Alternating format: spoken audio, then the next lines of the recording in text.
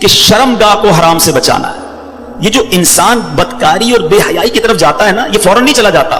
بڑی پیاری بات علماء کہتے ہیں، پہلے آنکھ بہکتی ہے، پھر دل بہکتا ہے، پھر انسان بدکاری کی طرف جاتا ہے، پھر وہ گناہ کا بڑا کام کرتا ہے.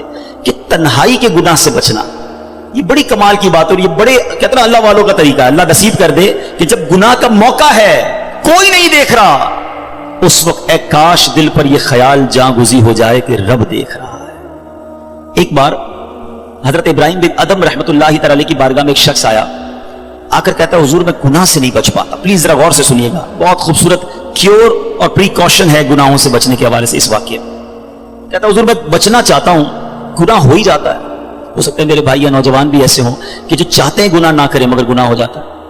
حضرت ابراہیم بن ادم نے کہا اچھا ایسا کرو، گناہ کرنا چاہتے ہو؟ کہتا ہاں بچ نہیں پاتا، مجھے کرنا پڑتا ہے گناہ. کہا ٹھیک ہے، اب جب بھی تمہارا گناہ کرنے کا جی چاہے نا تو اللہ کا رزق کھانا چھوڑ دینا. کہتا حضور یہ کیسے پاسبل ہے؟ دنیا میں جو کچھ ہے وہ اللہ نے عطا کیا، اس کے بغیر تو جی نہیں سکوں گا. کہا اچھا اب گناہ کرنے کا جی چاہے تو ٹھیک ہے گناہ کر لینا، مگر ایسی جگہ جا کے کرنا جہاں اللہ نہ دیکھ رہا ہو. تو کہتا حضور east west north south every where جدھر بھی جاؤں گا اللہ تو دیکھ رہا ہے نا، وہ اللہ کی کائنات ہے. اچھا ایسا کرو، گناہ کرنا ہے نا کرو، مگر اللہ کی زمین سے اللہ کی کائنات سے نکل کر لو. کہتا ہے میں اس کی ملک اور اس کی ملکیت والی جگہ سے بھی باہر نہیں جا سکتا. اچھا گناہ کرنے کا جی چاہے ٹھیک ہے، کرنا چاہے تو کر لینا، مگر جب ملک الموت تمہاری روح قبض کرنے آئے نا تو ان کو منع کر دینا کہ نہیں میری روح قبض نہ کرے، میں نے ابھی توبہ کرنی ہے. تو کہا حضرت nobody have power to deny. کون ہے جو ملک الموت کو منع کر سکے گا کہ میری روح قبض نہ کرو؟ جو وقت ہے وہ تو آ کر رہے گا. فرمایا اچھا پھر ایسا کرو گناہ جتنے کرنے کر لو، مگر قیامت کے دن جب فرشتے تمہیں جہنم کی طرف لے جانے لگے نا تو ان کو منع کر دینا کہ نہیں میں نہیں جاتا. کہا حضرت یہ کس کے پاس پاور ہے؟ وہ تو گھسیٹتے ہوئے جہنم میں لے جائیں گے، وہاں تو جو حکم ہو گیا اس پر عمل ہوگا.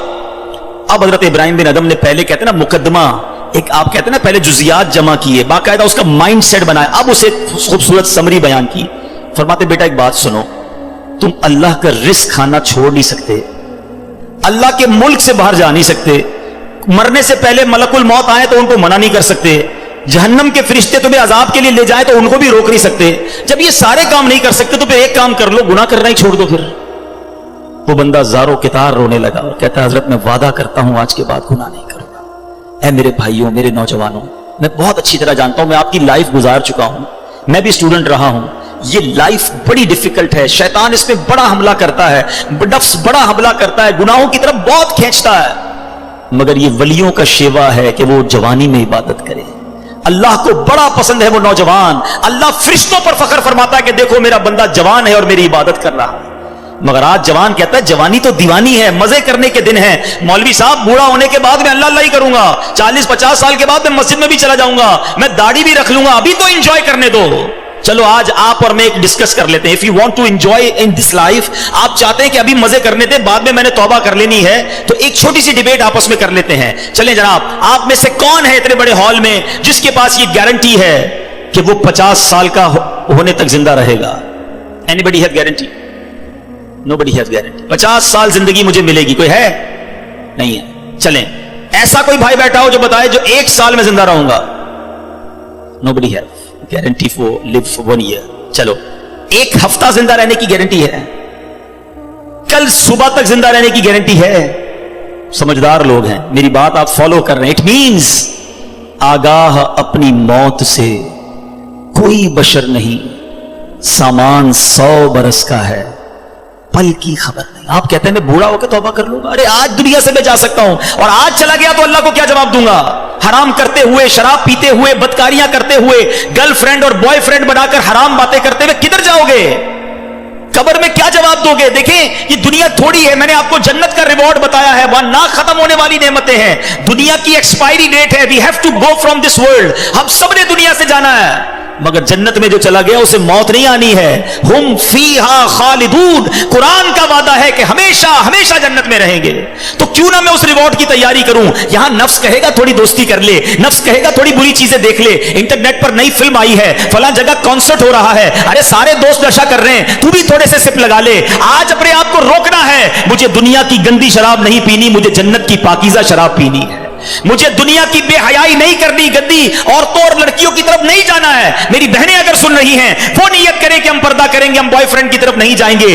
انشاءاللہ ہم جنت کی نعمتیں حاصل کریں گے، جنت کا گھر حاصل کریں گے. یہ تھوڑی سی زندگی صبر سے گزار لو، تھوڑی سی زندگی توبہ کر لو. آج تھوڑی دیر ہال فل ہو گیا ہے، مجھے بھی پسینہ آ رہا ہے، آپ کو بھی گرمی لگ رہی ہوگی، مگر مجھے بتائیے قیامت کے دن گرمی کیسی ہوگی؟ جب 50,000 سال کا دن ہوگا، سورج 1.25 میل پر ہوگا، زمین تانبے کی ہوگی. دیر از نو شیڈو، اللہ کے عرش کے سوا پوری قیامت کے دن کوئی سایہ نہ ہوگا. سبحان اللہ. نبی پاک فرماتے ہیں جس دن اللہ کے عرش کے سوا کوئی سایہ نہ ہوگا، چند خوش نصیب ایسے ہوں گے جنہیں اللہ کے عرش کا سایہ نصیب کیا جائے گا. ان 7 قسم کے لوگوں میں ایک قسم وہ ہے کہ وہ نوجوان جس کی جوانی عبادت میں گزری، قیامت کے دن اللہ کے عرش کا سایہ نصیب ہوگا.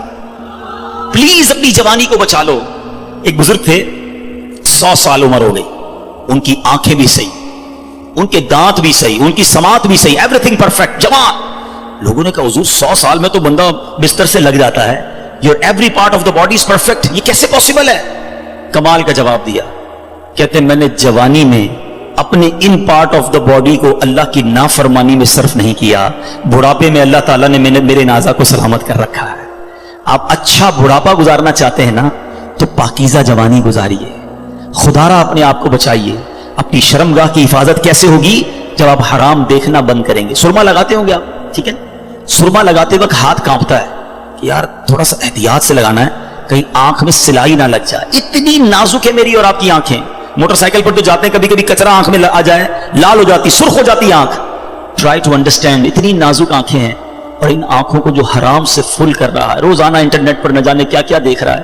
حدیث پاک کا مضمون ہے جو اپنی آنکھوں کو حرام سے بھرتا ہے، قیامت کے دن ان کی آنکھوں میں جہنم کی آگ ڈالی جائے گی. کیسے برداشت کریں؟ ہم بہت کمزور ہیں میرے بھائیوں، خدا را توبہ کر لیجیے. اور ہم اللہ سے دعا کرتے ہیں کہ مولا کمزور ہیں، گناہ گار ہیں، بڑی خطائیں ہو گئی ہیں، مالک تیرے دربار میں حاضر ہو گئے ہیں. اللہ پچھلے گناہ معاف کر دے اور اگلی زندگی اچھی عطا کر دے، ہمیں نیک بنا دے. ہم آ جاتے ہیں شیطان کے واروں میں، کمزور ہیں.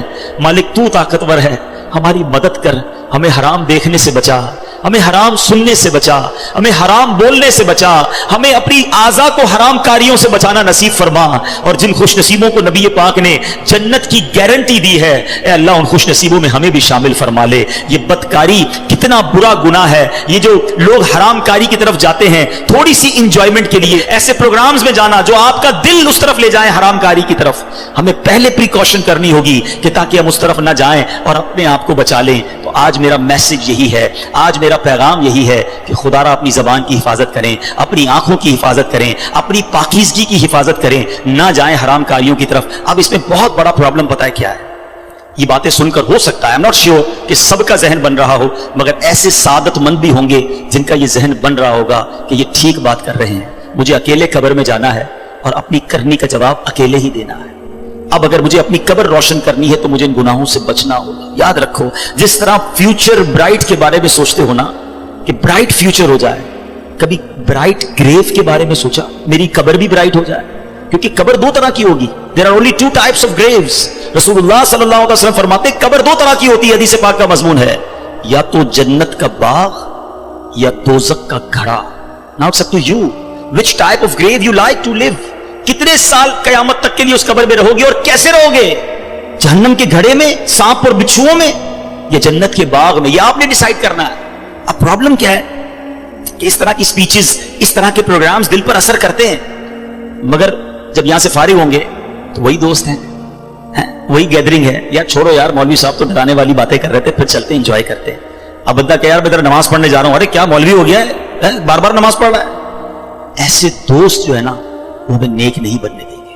اگر آپ کا یہ ذہن بن گیا ہے کہ میں نے نیک بننا ہے، اللہ کو راضی کر کے جنت میں جانا ہے. آپ پڑھائی کے لیے کیا کرتے ہیں؟ کیا آپ نے اگر اچھے مارکس لینے ہیں تو ان ڈل دوستوں کے ساتھ بیٹھتے ہیں جو پڑھتے نہیں ہیں، یا آپ ان لوگوں کو ڈھونڈتے ہیں جو پڑھاکو ہوتے ہیں، جن کے پاس نوٹس بنے ہوئے ہوتے ہیں کہ یار ان کے ساتھ بیٹھوں گا تو اچھی سبق کی تیاری ہو جائے گی، یہ اچھے اسٹوڈنٹ سے میں بھی اچھا بن جاؤں گا. دنیا میں جب آپ کو یہ پتا ہے کہ اچھوں کی صحبت اچھا بناتی ہے، تو اگر آخرت کی تیاری کرنی ہے نا میرے بھائیوں، میرے اسلامی بھائیوں، تو آپ کو نیکوں کی صحبت اختیار کرنی ہے. وہ دوست کس کام کے جو نماز پڑھنے پر میرا مذاق ہو رہا ہے؟ مجھے تو وہ دوست چاہیے کہ میں نماز کے لیے نہ جاؤں تو مجھے یاد دلائے کہ بھائی چل دونوں بھائی نماز پڑھتے ہیں، جنت میں جانا ہے. خدا را ایسی کمپنی ڈھونڈو اس کمپنی سے اپنے آپ کو بچائیے. اچھے کی صحبت تجھے اچھا بنائے گی, برے کی صحبت تجھے برا بنا دے گی. تو خدا را اچھوں کی صحبت تلاش کیجیے.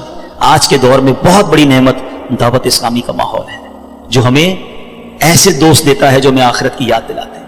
احادیث کا مضمون ہے دوست وہ ہوتا ہے جسے دیکھ کر خدا یاد آ جائے. بتائیے کوئی ایسا دوست ہے ہمارے پاس جس کو دیکھ کر خدا یاد آ جائے؟ ہمارے دوستوں کو دیکھ کر تو سنیما یاد آتا ہے, کانسرٹ یاد آتا ہے, عجیب و غریب باتیں یاد آتی ہیں.